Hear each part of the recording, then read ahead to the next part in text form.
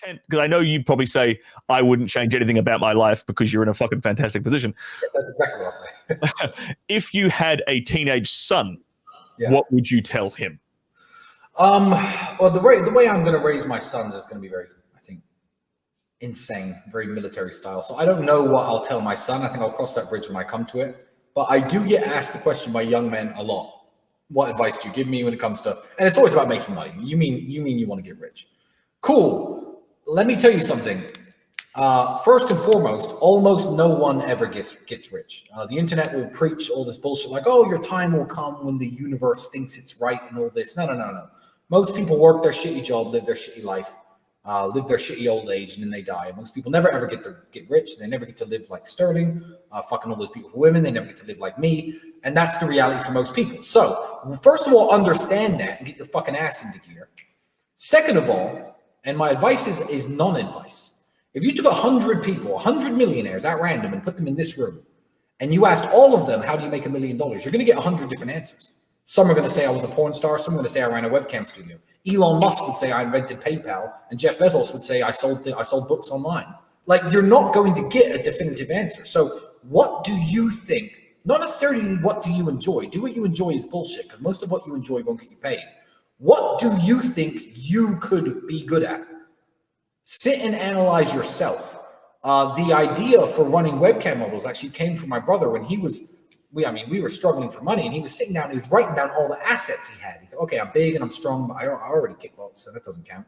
I'm this and that, and now I've got 4 girlfriends. He wrote that down and thought, how can I monetize that? And eventually, we became one of Europe's largest webcam studio operators, we were making at some points $3.5 to $4.5 million profit per year. What do you think you could be good at? Ask yourself that. I don't know you. You might have, I'm not going to tell you to become a kickboxer. You might be a double amputee. I don't fucking know. What are you good at? Think about what you think you could do and answer the question to yourself. I can't tell you. And that's my opinion. What exactly is a G mindset? A G mindset. Well, that's a term that my brother would use. That's a term my brother would use. So maybe I'm the wrong person to ask.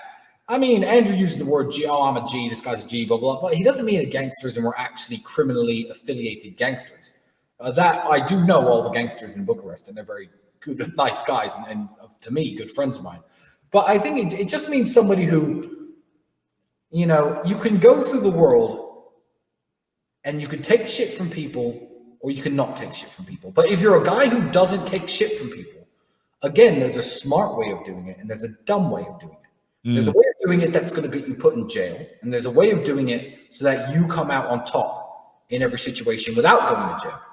I think when Andrew when Andrew's talking about when he uses that terminology, a G mindset, is Andrew is very much the kind of guy that you cannot fuck with, and so am I, and not in the way that if anyone starts me, I'm going to instantly hit you in the face, but the world knows that I am capable of hitting you in the face, and I will if you push the fucking limit too much, and I'll make that very clear to people.